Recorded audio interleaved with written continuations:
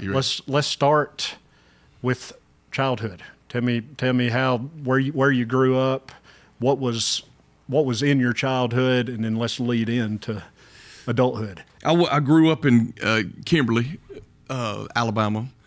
When I was in high school, I went to Mortimer Jordan. When I was in elementary, I went to a independent private school. It was a Christian school. And honestly, it was a real, very, very strict, legalistic, hardcore school. We went to the church that was there also. I'll give you my religious background more than I will anything else, I guess. On whatever me. you want. So the I can remember that they we sat on the front row every single Sunday. We went every time the doors were open, and back then, boy, it was open a lot, and so we were at church all the time. And I remember, man, I could not stand church. I hated it as a kid. I liked all my friends and stuff that were there, but I hated church. All I can remember is the pastor being blood red in the face, screaming at me all the time. That's what I was about to ask. Was it one of those? Oh yeah, boy. He's beating the podium, and my mom's turned into Plastic Woman, reaches 4 people down, and I start falling asleep. She grabs the back of my arm and starts twisting it, pinching it. My arms were black and blue. Did you ever experience that? Oh yes. Oh yeah. I think a lot of us our age have probably experienced that kind of stuff. Yep. I remember all my friends really wanted me to give my life to Christ, and all the people there, they're all worried to death about me. Like, I remember the preacher talked to me all the time, and the principal talked to me of the school, children's pastor. I remember my friends chased me like, Andy, you need to get saved. And I'm like, no. Like, the reason why I never really want to give my life to Christ is because, number one, I didn't want to go to hell, but number two, I felt like heaven was going to be just as much hell because I associated heaven as church. I thought heaven was going to be for all of eternity, being bored to tears. And I'm like, dear God, I'm going to sit around and wait for a third option. There's got to be a third option. And so I never would. I wouldn't. I'd go to church. I'd do all the things, but I would never say yes to Jesus at all. Were they asking you because were you rebelling in any way, or was no? it just... I was a good kid. I think I was anyway. My parents might disagree with that, but I felt like I was a good kid. I just didn't want to do it. Was matter of fact, I'm not doing this. Yeah. And so, and I just hated it. I remember the guilt and the shame. I remember that, as crazy as this sounds, every time we did the Lord's Supper, unbelievers don't take the Lord's Supper. And so I remember every time I knew it was coming up, we'd do it once a quarter. I would figure out every way possible to stay home. I ain't kidding, because I didn't want to go because I knew that plate had to pass in front of me, and I felt like everybody was watching me. And I remember the fear and the shame and the guilt and all the different things that went over me just over the Lord's Supper. And there were so many more things than just that. But that was one thing. I just hated it. And so my parents got divorced whenever I was 12. And I'll be honest with you, as much as I hated my parents getting divorced, I hated it with a passion.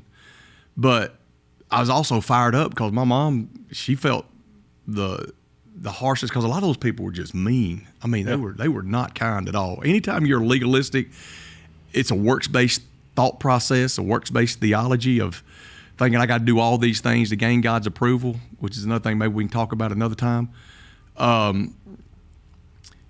It makes you mean. I mean, it really does. It does, because you all of a sudden start thinking that you're righteous by your works and you're doing all these good things, when in reality, we're all depraved. Yeah.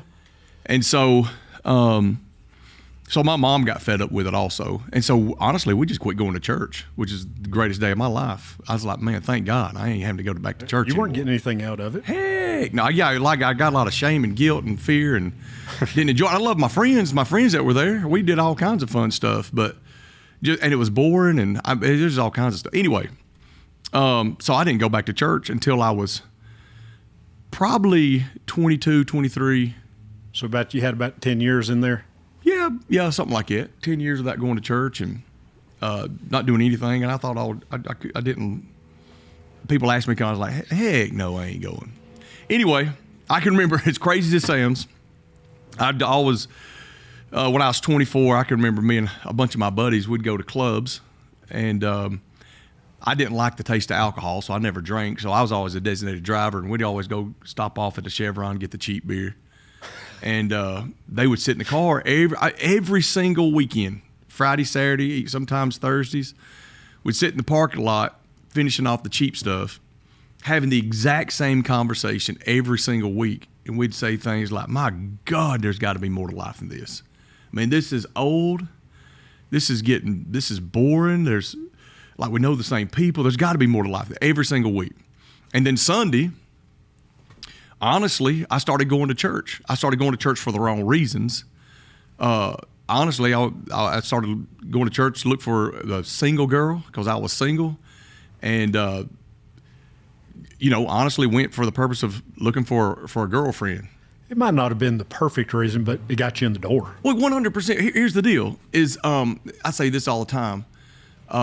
Which, by the way, I went to a big church because there's more fish in a big pond. Yeah. And so, but the thing about it was I tell people all the time at our church, like, I love it when people come to church for the wrong reasons.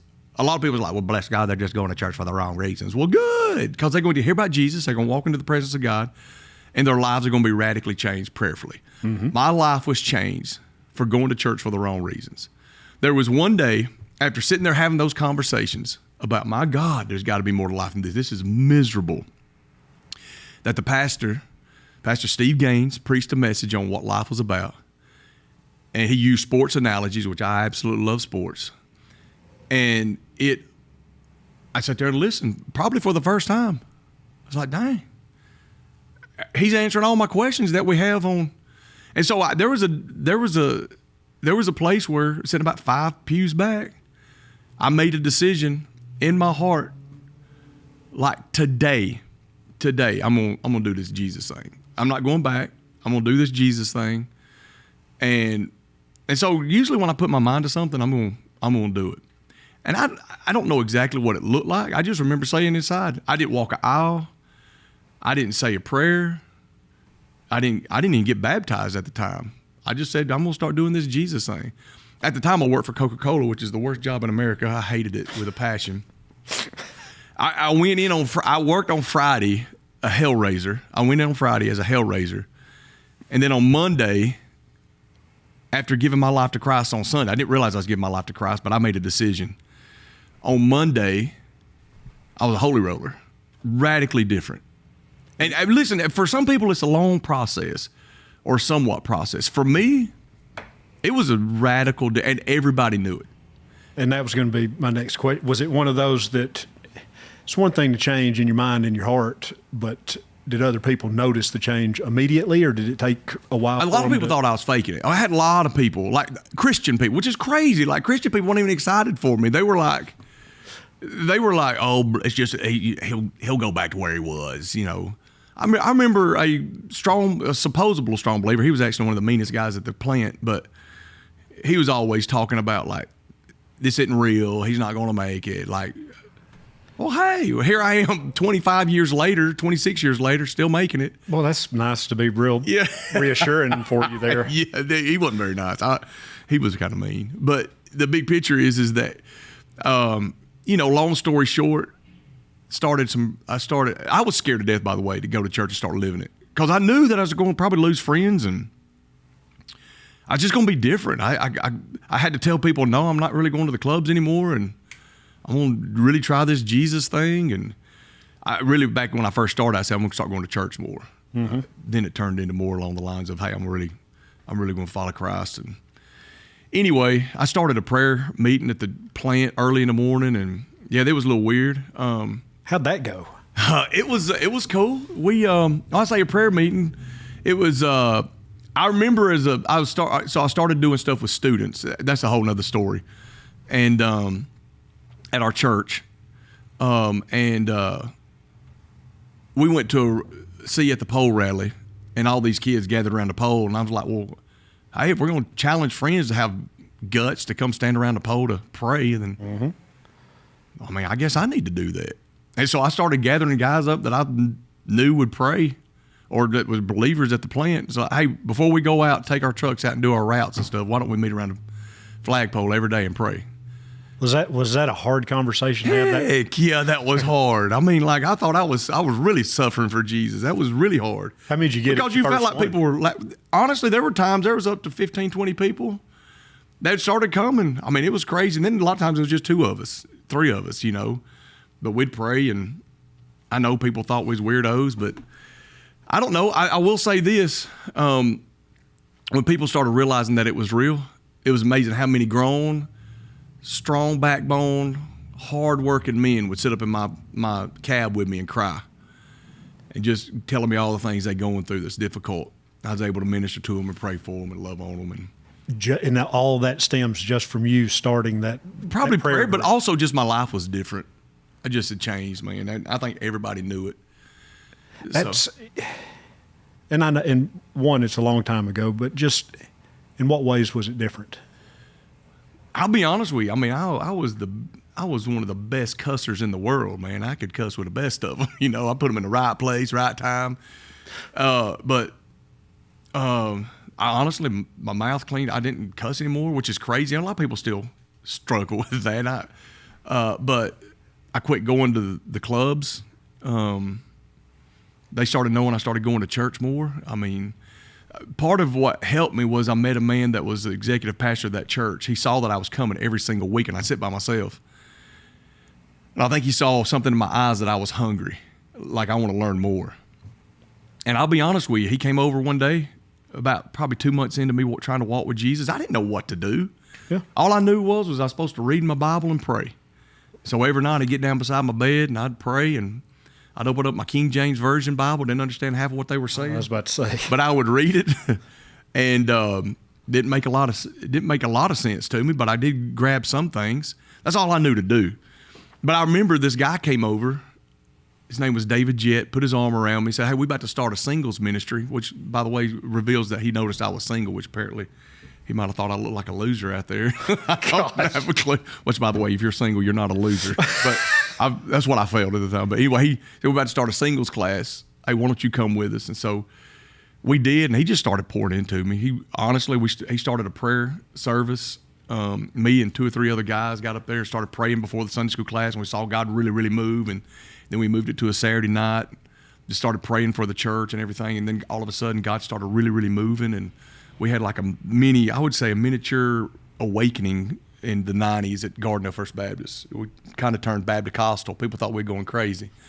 But it was awesome. I mean, it was incredible. And so, is that when that church really exploded? Yes, as far as the congregation size? And it all started with prayer. And that's a whole nother message, maybe a whole nother story. We can talk about that another time because that's an in-depth thing.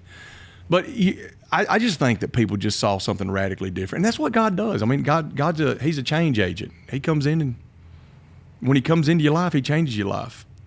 And so He's still changing mine. I mean, I'm a pastor. I still got a long way to go.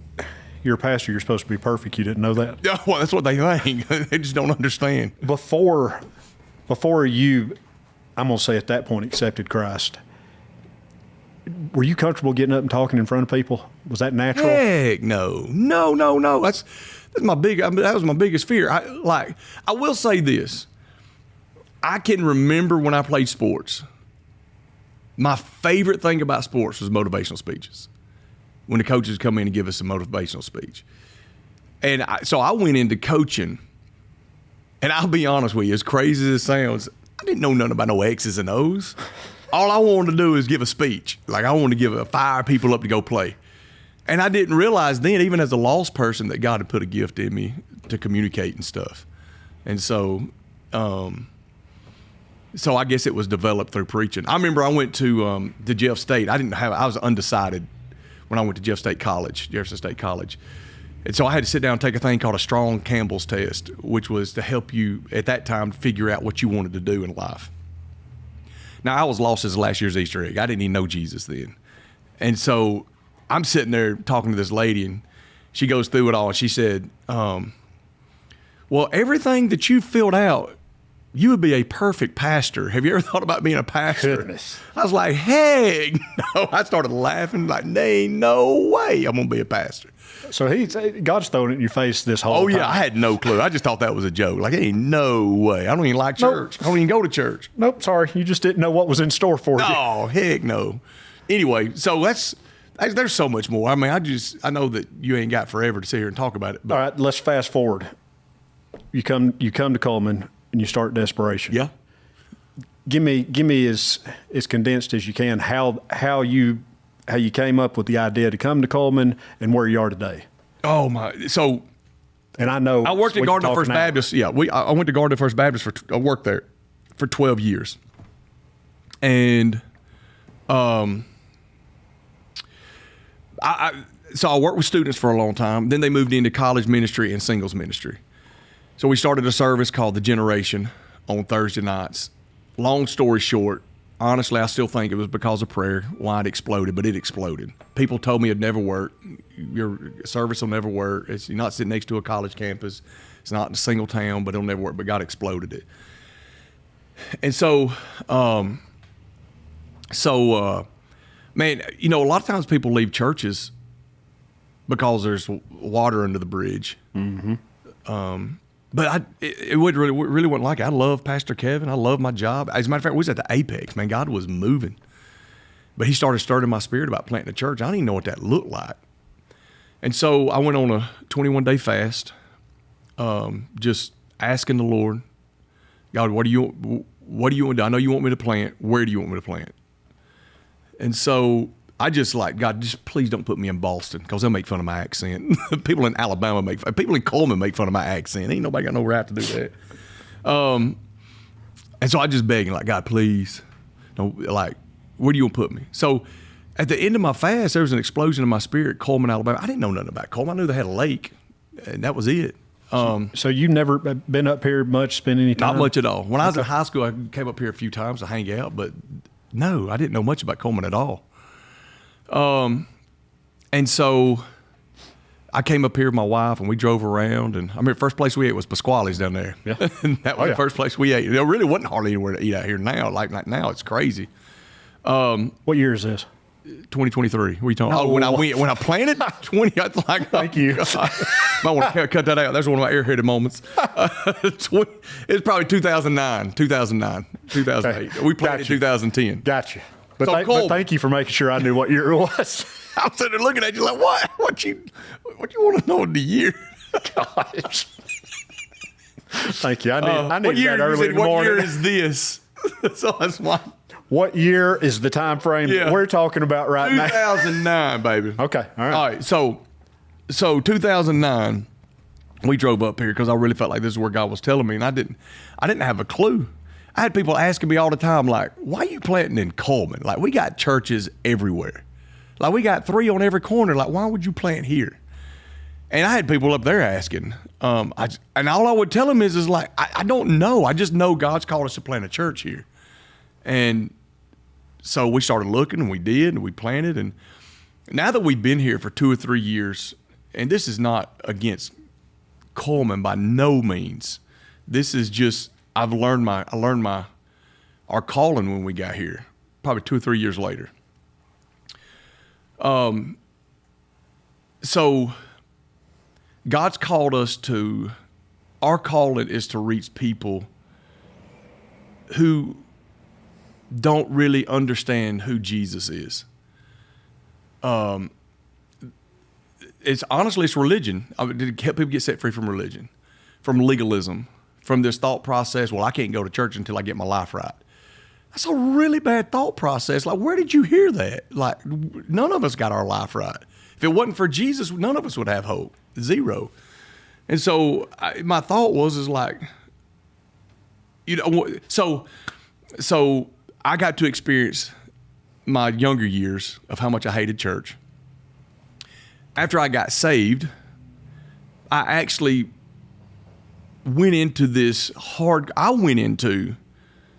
for a few years this hardcore legalistic mindset in my own life. I was just hungry for Jesus, and I don't know if I got around the wrong people, or I heard wrong. I think a lot of people just hear wrong.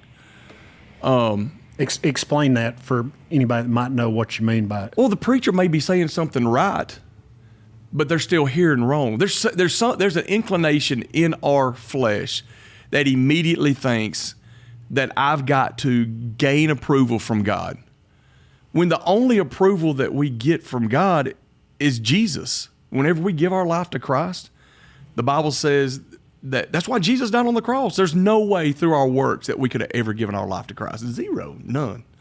And so it's amazing how easy it is for so many people to go back to the law, to revert back to the law. Like, I got to be doing good moral things to make God happy with me. When in reality, God's already happy with you if you're a believer, because you've given your life to Christ. The blood of Christ covers you, and that's what makes you right with God, not by all the things you do or don't do. And so I went into this whole deal of, if God's going to use me, I got to be praying this long every day, or I've got to be reading this much in my Bible every day, and I've got to be going to church this much. I got to be doing all these things for God to really have something to do with me. My motives are jacked up. And I'll be honest with you, it was hard. That's a really miserable life to live. There's no freedom. There's no joy. It looks right, smells right, tastes right, but it's wrong. But that's what most people do. In our little towns, most people are very religious, and they don't understand the beauty of the gospel, the beauty of who Jesus is. And so I think God allowed me to go through hardcore legalism. And I remember, like, even when I was a kid, all the way up until into my Christian life, and then there was a place where God set me free. Like, God started the process, and I'll be honest with you, it was a 3-year process of getting set free from religion. When I say religion in and of itself is not wrong, but the religion I'm talking about is legalistic. It's duties. It's checking the box. It's all these different things that a lot of us do more than we realize. And I can still do it even as a pastor today. I have to remind myself, like, we're not going back to the law. We live with Christ. So when God started setting me free from it, it was like demonic talons being pulled from my brain. It's probably one of the worst times of my life, because God was setting me free, and everything that I did, I felt like it was wrong. I felt like I was doing something wrong, even though I was doing more right. I don't know if that makes any sense. I don't know if anybody knows what I'm talking about, because God started setting me free. I started thinking God was upset with me because I wasn't praying an hour a day, or I wasn't reading enough of my Bible. So it's one of those, I akin it to people that are seeking approval from their parents. They will never be able to live up to what they think their parents' expectations are, so they will never be happy. Yeah. They'll always feel like they're falling short. So that's what... That's the way I take it. And yes, correct me if I'm wrong. And I think that's why so many Christians walk in guilt and shame, because they just still feel like they fall short. You're not walking by the beauty of the grace of God that He's given you to walk in.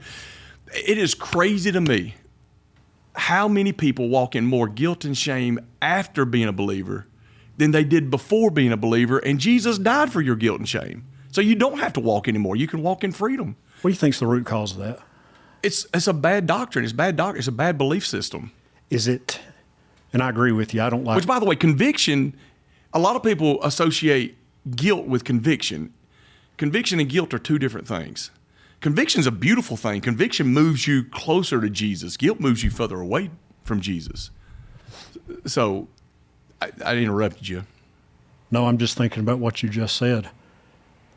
And I struggle with it every day. What you're talking about, I'm not living completely how I should. So then you do get that guilt, which then, a lot of times for me, pulls me further away. Well, if I can't get there. That's what we're here for. So it really is. I mean, because we want people to see. We want to help change people's motives that propels them closer to Jesus. We want we want people who have that thought process to understand. We want their motives to change, to understand that not that God's mad at you, but God's madly in love with you. Change your thought process. And the reason why I lay down sin and the reason why I lay down things in my life is because, man, I'm so in love with this guy, with God. This guy, he's a God. With God, it's because, man, he loves me. And because he loves me, I want I want to go after him more, not because he's angry or he's going to put me in a car wreck or he's going to sick cancer on me or something bad's going to happen because he's just angry with me. No, he's for you. He's completely for you. And if you don't think he's for you, then you're not reading the same Bible I'm reading, because he is. What helped me, because there's a lot of times that in my everyday life that you hear people talking, or you see people, you get to know them, they're scared to death to go to church. Either they're just scared of religion itself, which I agree with you. I don't like religion per se. But as far as them taking that first step to come in the church, they're worried about how they're dressed, what their actions are outside of the church, what people will think of them inside of the church. And frankly, a lot of times churchgoers have gotten the reputation of being the most judgmental people that there are. Well, we're really good at that. That's why they don't go to church, is because I already struggled during the week, like in the world, doing my job, doing other things. Why in the world would I want to go to a church when I'm going to be judged? People are going to not be nice or kind, which a lot of times that's a lie in people's heads. But I mean, to be honest, and this ain't directed towards any church, because I'm sure we got them in our church. Church people are mean. I say all the time, like outside of middle school students, I think church people might be second meanest people on earth. They might be ahead in the middle school. Yeah, maybe. And it's wrong. We shouldn't be. And a lot of it comes because really, a lot of people who call themselves Christians have never really got in touch with their own depravity. When you get in touch with your own depravity, you begin to realize, like, oh my God, I ain't got time to be looking at everybody else's stuff.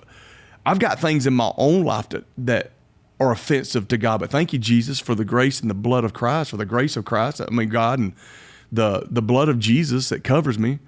But to ever think that I'm better because I do these things and you don't do, or I'm dressed better than you. And most people don't even realize they're doing it. Now, some people do, because they think that's what they're supposed to do. This is the way we do it. But if we want to reach this world around us, you better start loving people. Everybody, every human being that God created deserves respect. I don't care how they're dressed. I don't care how they look. I don't care how they smell. I don't care if they're homeless. I don't care if they're a CEO of a company. I could care less. Everybody deserves, if they're in prison, they deserve it because they're God's. God created them with a purpose. He created them for them to give their life to Christ. And so we do what God's character is. We love them. We meet them where they are, which, by the way, for anybody out there that thinks, well, he just don't know what he's talking about in the area of church people being mean, I tell you what you do. You go to any restaurant and ask them, what's the worst day to work? Ask any waiter or waitress, what's the worst day to work during the week? 90% of them will tell you Sundays, because the church people are mean. They're the worst tippers. They're not kind. They're mean. And I don't know what it is. I don't think people mean to do it on purpose, but I guarantee you that there's a place where internally, subconsciously, we feel like, because I went to church today, I'm good. And I can't believe you didn't go. I don't know what it is really, but there's something there that's just mean, and it's not kind. And that's, now I'll be honest with you, that frustrates me a lot, because you'll see those that in that church, they are the ones that are, the shining light. As soon as you leave the doors of that church, it might not be that. And that's not trying to throw judgment on them. Well, we're not talking about anybody specific. No. But this is just, in general, something's wrong. And we as church people, as supposable Christians, need to figure out, like, why our churches are dying. And a lot of it might be because we're cold in our love. We may think we're loving because we give to this charity, or we give here, or we went and helped with something here. But every single day, the person that matters the most is the one that's in front of you. Mm-hmm. And you love that person as hardcore as you can. And that's what, and I mean this with all sincerity, every time I've came to your church, you're out front greeting people. And and I'm not saying that because you know this, it's not to blow your head up that, oh man, just Andy's important, but that means something. That lets people know that excuse the pun, you practice what you preach. Yeah, I mean, I want to. I'm hoping that the exact same person you see on stage is the exact same person you see right here at this table. Like, see me out in public. I don't want to be somebody. I'm sure I'm going to have bad days, and there's going to be times that I'm not going to recognize people and not wave to them. It's so easy as a pastor to offend people, and you don't mean to. A lot of times, there's so many good pastors around here. We're so blessed to have so many. We've got great churches, pastors. Yes. I mean, it's unbelievable. But what you just said, in this day and age, it's easy to offend anybody. Oh, my no gosh. matter what you do. Everybody watches what you drive, watches where you live, watches how much you tip. They keep up with you. And it's not fair. It's great accountability. It keeps you straight. But that's part of it. That's part of the life. It's part of the world. But, as a pastor, if I'm somebody, if I'm sitting here watching me and you right now, and they're thinking, that sounds pretty good. I'm in that life that I'm treading water. I can't find true joy. Yeah, I can go out and go to the clubs, and it's fun for while I'm there, and then I go home and it's empty. It's empty. Yes. Just starting the basic. Well, I mean, you've got somebody that's sitting there, and I've had a lot of people say this: I don't have the clothes to wear to church. I don't have a Bible. I hear it all the time. I don't know anybody. That's why we say it at our church, and I'm sure a lot of churches are this way. Just put on what you got. We don't care. We got people coming to our church in overalls. I'll be honest with you. There's probably people at our church that people would be incredibly offended if they saw what they wear. But I don't care. I'm just glad they're there. They get to hear Jesus. They get to walk into the presence of God because we pray our guts out at our church. And we just really believe that God's going to change them. It's not my job to clean people up. My job is to present the truth and let Jesus do it. And I never have understood, why would you, just short of just turning people away. Why? Because they've got on a T-shirt? I've honestly, it's the way people were raised, and I don't even think people recognize it and realize it. I think it's just something that's happened with a lot of churches. The majority of people that we reach at our church are de-church people. They used to go to church, quit going to church. Most of the time they got hurt by church. Sometimes it's because of them. Sometimes it is because of church people. I always know there's two sides to every story. But they were hurt. And so, there's so much pain out there. The reason why a lot of people are in the sin that they're in, the addictions that they're in, most of it came from pain. And you just gotta understand where people come from. Well, let me tell you this about myself. I grew up in a country Southern Baptist church. Mm-hmm. And it was one of those in the pulpit, red-faced, everything is, you better do this or else. Yeah, yeah. And at the time, I was young enough, it scared me. Oh, yeah. But it also made me walk a straight line for a while. Yeah. But then that church, and I was going to bring it up, but I don't even want to put you on the spot, but I'll say it. Church politics got involved. Yeah. Church splits. Yeah. And I can't remember. I was young enough. I couldn't remember if they started another one or not. It put a real bad taste in my mouth, but kept going. A lot of it I kept going because Mom and Dad said, you're going to church. Yeah. Get a little bit older, go through the same thing. Mm-hmm. So for someone like me, it's hard for me to go sit in a church because I've seen, for lack of a better word, I've seen the evil that can come from those politics. Doesn't mean the people are evil. That's not what I'm saying, but there is the devil is working. Oh, there's no doubt. Churches don't break up just because there's just great people going at for great things. There's some bad things going on. Oh, there's no doubt. But because you're dealing with people's flesh. You take someone like me that has those bad experiences now I will say this, I feel welcomed whenever I come to desperation. Right. I don't feel pressured, which is a big thing. I don't like walking in somewhere and feeling very pressured. Oh, I don't want people to feel pressure. I'm sure they do. Most people are pressured sitting in their car. It's amazing how many people have came to our church sat in their car and never got out because they're scared to death to get out. It happens. I bet it happens every Sunday. If I didn't have Holly and the kids, I wouldn't get out. I would not go in by myself for that. I understand. Because I would drive to the parking lot and sit there and go, nope. It's so much courage for a lot of people. And it hurts me. It hurts because, man, the church is supposed to be a place of hope, not hurt. And golly, it hurts me so much. And I say this, I want you to know, but also everybody that's going to watch, everything from you, your church, is genuine. And I truly believe that, because it's just it's an inviting atmosphere. Mm-hmm. And that's not to say that any of the other churches around are not. Yeah. But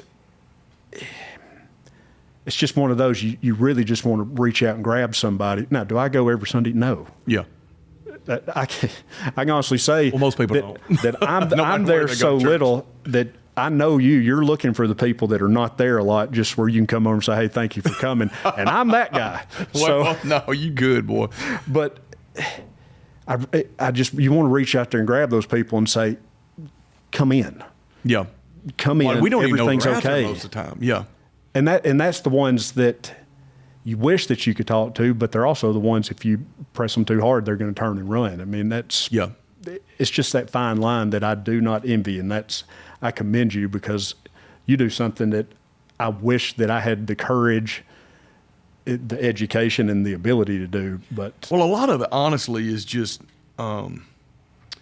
with everybody. You got it's the reason why it's easier for me to stand out front and greet people. It's just I love people, and just it's a gift that God's blessed me with. Just like you got gifts that I don't have, that I would love to have, you know. But you know, when it comes to just I'm sure we got some turkeys in our church. I want to say some other words, but I'm pastor. I can't say that out loud. I'm sure we do. Sadly, it's everywhere. Yeah, it's all over the place. But just honestly, I think that a lot of people that come to our church have had the exact same experience that you've had. Like, honestly, your church is your family, man. That's like your second family. It should be. It's supposed to be the family of God. And then when you start seeing it getting ripped to shreds, listen, there are times that a church should split, but I'd say most of the time it shouldn't.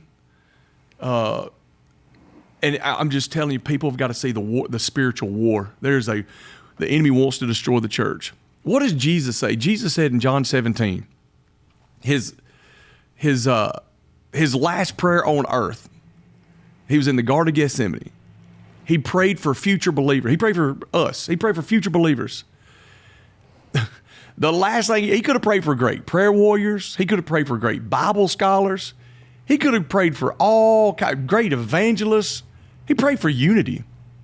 And all the things he could have prayed for future believers, he prayed for unity, because he knew that unity is more powerful than anything. And when a church is unified, gates of hell ain't going to stop it. We be knocking them down.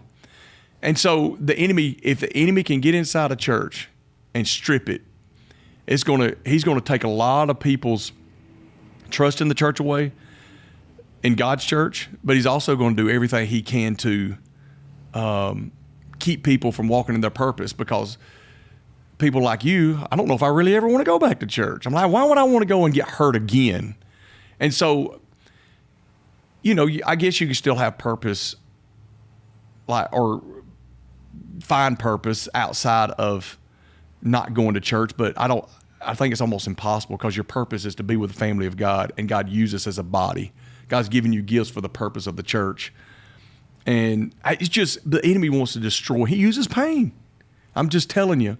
And so when the enemy comes in, I think it's the demonic warfare when he comes in and splits most churches. Sometimes it needs to happen. Sometimes it needs to happen because it is really, the direction it's going is really, really bad. And theologically, we're getting away from Jesus and we're getting closer to other. Yeah, maybe there is a place, but most of the time I don't think there is. Most of the time it's over silly stuff. You've been in a church before where you walk in and it might be packed, but it's dead. And they have it's not necessarily, they're not up there preaching against God, but their ways might have turned. And I agree with you wholeheartedly. Those are the churches that go find somewhere where it's vibrant. Doesn't mean that everything's great. It also doesn't mean that it's rainbows and butterflies everywhere. I mean, it's not always going to be just beautiful, but you can just sense it. There is a tug between spirit and truth. Some churches preach all truth, and that's why they're mean. They got no spirit that comes in and teaches us the character of God. Some people are all about spirit and not as much truth or no truth, and it's just wacky and weird and flaky, and it's a place where there's got to be a balance. Balance is always a bad word too, but you got to be. We worship Jesus in spirit and in truth. You ever notice those people though that are so regimented? A lot of them, if not most, they pick and choose what they really want to be regimented by. Oh, that's what they follow, and that's. I can definitely see that. Yeah. And I say all this, and everybody's watching us going, "Boy, he's got a real negative opinion." I do on some, but it's a very small minority. I keep saying the church or churchgoers. It's not all of them. It's not most of them. It's a very, very minute part of the whole congregation. Well,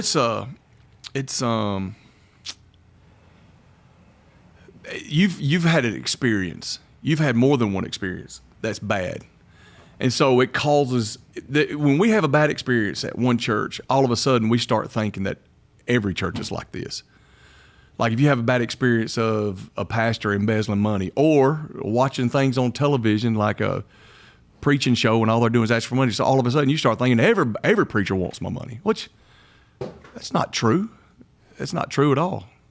So, because 90%, it's amazing how 1%, 2% of pastors out there ruin it for the rest of us. You know what I'm saying? Like, we really want to build the kingdom, and it takes finances to do that. It's hard. I can tell every time you talk about it, it's something that you have to, but, and I appreciate, by the way, it's one of those that you go on, you could talk about everything that you're doing, go into detail, but I appreciate your approach. It's, hey, give what you can. And that's we're not going to. I've been in churches like, God told me you got $100 in your wallet, you're to give it now in Jesus' name. And I'm like, oh God. What is it? Goes back to that guilt. That's I want to use this money for something else. But I've wanted to spend this time talking about, and again, a lot of people go back to those. There will be people that'll either be offended or say, well, Jacob doesn't like church. Jacob's not close to God anymore. That's not the truth, but you're going to have those. Who I'm trying to reach is those that had the same opinion that I had about church itself, and let them know that it's not every church. Because I would go into every church that I went to after that, and you look for the negative. Yeah, it's easy to find negative in anything you do. Yeah, but go in there, look for Christ, and you can come out on the other side in a lot better position than you are right now. That's the key. It's so funny how we get our eyes on fleshly man, even though we are to, walk in the fruit of the Spirit, love people, love God, love others. We're not perfect. We are a screwed up people. Sin has done that, and I would just tell people, like, do not quit being a part of a church because you've been hurt. You got to, like you said just a minute, you got to get your eyes on Jesus. He's the prize. Focus on him, focus on him, focus on him. And help us, whatever church you go to, help us be the church. Like, I always think about, like, which, by the way, I think we're talking a long time. So hopefully we can split this thing up. Yeah, we have talked a little bit. Yeah, so. It's all good. They say that the church is the bride of Christ, that we are to represent Christ. The church is to represent Christ. When I read Jesus, the religious people, the Pharisees and Sadducees, were always ticked off at Jesus because he hung out with gluttons and sinners and tax collectors, and he went to parties and he did this and this and this and this. But Jesus attracted sinners. He had people who were messed up, screwed up, come to him because there was something they saw about him that was hope. Like, this guy is interesting. I don't want to have nothing to do with those Pharisees and Sadducees because they're mean. They judge me. They're hammering down on me. But this Jesus guy, I want to come to him. the church is supposed to look like Jesus. And I think the question I've always asked, if we're to look like Jesus, why aren't sinners and gluttons and drunkards and coming here, coming to us? Why are they running from us? Why would they sit down and talk to a bartender who has no hope? Which, by the way, if you're a bartender, I'm not trying to kill you and you're listening to this. But I'm talking about giving them their problems. Yeah. And when in reality, we have the answer to their problems. Like we should want them to run to us, that they see that there's something going on, that because we give them hope, and we're going to give you purpose, but they run from us, which makes me wonder, like, are we more like the Pharisees and Sadducees? Are we modern day Pharisees and Sadducees? That's offensive to people. But how many people we getting saved? How many people come to your church giving their life to Christ and being radically changed? In my opinion, and there'll be a lot, this will probably draw some ire from people, but if you don't have people coming in your door every time it's open looking for help, I'm not talking about a handout. I'm talking about help in a spiritual sense. Are any of us doing what we should be doing? And I look at myself, there's plenty of things I could go witness to somebody, but it also goes back to that guilt of, well, who are you to witness to somebody? But that's... Well, that goes back to I'm not killing you either. It goes back to the majority of people not understanding the gospel. It's called good news for a reason, but man, we preach it a lot of times so much as bad news. It's good news. The reason why it's good news is because of what Christ has done for us. He gives us a rich and satisfying life, abundant life in Him. And when we see it as good news, it just comes natural. You don't have to go force it to go talk to people about Jesus. It's just who you are. It comes natural. It's going to be your life. People are going to recognize it and see it, and you just live it. No matter if you're in the secular world, the church, wherever you're at. I love Jesus. He's my life, and I'm just going to live it out. And it's so often like what you're talking about, like can't share Christ because you feel like you're not right. There's a lot of people that think that way, and we're not. When I say we're not in and of ourselves, but because of Jesus, we have every right to share Christ with other people. And that's a hard thing to grasp. I know. For myself, I won't talk to anybody else. It's the majority. That's the biggest struggle that most humans have. Christian, I don't care how long people have been Christians. Seasoned Christians struggle with that. And we shouldn't, because we've got to understand the beauty of the gospel. The whole purpose of the law, the Old Testament law, was to point to a coming Savior. Was to point to, hey, the law is to reveal to you your sinfulness. And when you see it, because you cannot keep up with, you can't keep the law. There's no way you can keep the law. Zero, no way. And because you can't keep the law, I'm bringing a Savior that's going to rescue you, is going to give you hope that He's going to be the new law. And He's going to take everything. And because of Him, you can have hope. And that's beautiful news. But a lot of times we don't really treat it as good news. Well, and I agree. And we still look back to the old, but that's a great place. I want you to come back. Oh, I mean, we might offend everybody in the state. If they're offended, then we need to sit down and have a long conversation about the beauty of the gospel. But this is one of those, I wanted to get this one in the books, but I do want to sit down and just discuss. Modern day issues are one thing. Yeah. But just like what you described very well, by the way, let's get back to where it's all about Christ. Mm-hmm. And that's it. That's the main focus. And that we all have our failings, but it's okay. Yeah. Because that is what He came for. He died on the cross to forgive us of all of our sins, past, present, and future. Yeah. So, and that's what we need to hang our hat on. Doesn't mean we can do whatever we want to from here on out. Yeah. But we have that reassurance. Yes. Well, I just make sure that everybody understands that what we're talking about is in general. There's something wrong, something missing, and I really believe that there are phenomenal Christians in our community that really love people, that love Jesus. A lot of these pastors, some of my good friends, like we are so blessed to have incredible pastors in our community and stuff. But there are a lot of people to still be reached. and a lot of people that are hurting, and a lot of people that aren't doing church because they've been hurt by church, and it could be the church, or it really could be the person that heard wrong, because people hear wrong. But we've got a lot of work. Well, in true church fashion, we're going to have our own little altar call here. If someone watches this and they say, you know what, I need to talk to somebody, how can they get a hold of somebody in desperation? Oh, they can call us. Our number is 256. Oh, I hope I get this right. 256-739 5979. So I think that's right. Just look it up online. That's the best way to do it. Just Yelp it. I don't know. Google I said it. call. I should have said how can they get Church. in touch? Yeah, just get in touch. Just go to Google, and we got people there that can help you. We feel like we do anyway. We try our best to. What time are your services?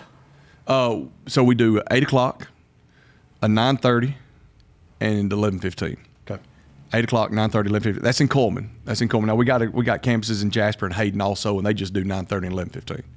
But we do 3 services. So there's plenty of opportunity. Yeah. What about during the week? We got 6:30. Wednesday nights we got a prayer service, because that's a whole nother topic we can talk about one day. Just the importance of prayer and what God's done through prayer in my life and ministries I've been a part of or we've been a part of. But at 6:30 we do prayer. We got students that start at 6:00. We're about to start on our downtown campus. We're about to start remodeling all of it, and it's going to be a student center. And our kids start at 6:30 also. So on Wednesday nights. So there's not a reason to say you can't get there. There's plenty of opportunity. Yeah. Look, I know life is crazy. Kids got ball games, recitals. You got tired from work. But it's just a place to come and rest and be a part of the body of Christ. And it's hard. The hardest part is getting there. If you can get there, you'll be glad you did. You don't. And that's at any church. I really believe that if you get there, you'll just be glad you did. The hardest part is getting up and making yourself go. You don't care if they come in and take a nap, do you? As long as they come in the door. Listen, I believe in the presence of God too much. We've prayed too hard over that place. And there's too many people that love you for you to, at our church anyway, and I'm sure other churches too, that I think you'll enjoy yourself. Well, I can tell you that I do when I go. So. Well, good. That's encouraging. If there's anybody out there that has any questions that you want to submit for Andy to talk about, love for you to send them in. If we can get to them, we will. But definitely want to have you back on so we can. We in. I'm in 100%. Good. We're not going to do it every day, but we will. There will be all kinds of questions. You just set me up. Good. I'm not going to show them to you. We're going to go rapid fire. I have to do. Well, maybe another time I can tell you what I did one time about asking questions. Let people ask questions at the church. That was one of the dumbest things I've ever done. No, I did. You can't do that in a public setting. I did it live and hey, I don't know what you're going to ask. Just ask it and we'll put it up. I got myself in trouble. Well, anytime you need me, you know what's funny is I could come up there if it was in the middle of a service. You said, "Hey, come up here and talk about the bank," which I know would never happen. But I'm just giving that in front of that many people. Easy. But if you called on me to pray in front of 10 people, I will lock down. I don't know what it is. I just can't do it. Well, when I say prayer service, by the way, I always need to clarify this. We're not going to ask anybody to stand up and pray because that freaks people out. And it would freak me out. I don't know. You remember in old days where you'd be sitting there and they would just call on somebody random in the crowd? 100%. I would panic. 100. Yeah, but most people do. And that, that's one thing we try to do is teach people how to pray. It's just a conversation with God. You don't have to change your voice. You don't have to change your language. Just talk to him. I do love it when you hear those that are thee and they go straight. They go straight into the King James version. Which, hey, my grandmother prayed in that. It was powerful, but that's what they thought then. But just have conversation. Just talk to him, just like you would your friend. I mean, that's all he wants. Don't be somebody you're not. Anyway, that's a little extra. So. Thank you. Well, appreciate it. I enjoyed it. I did. We'll see you next time. Thanks for letting me come. Yeah, come on. Sounds good.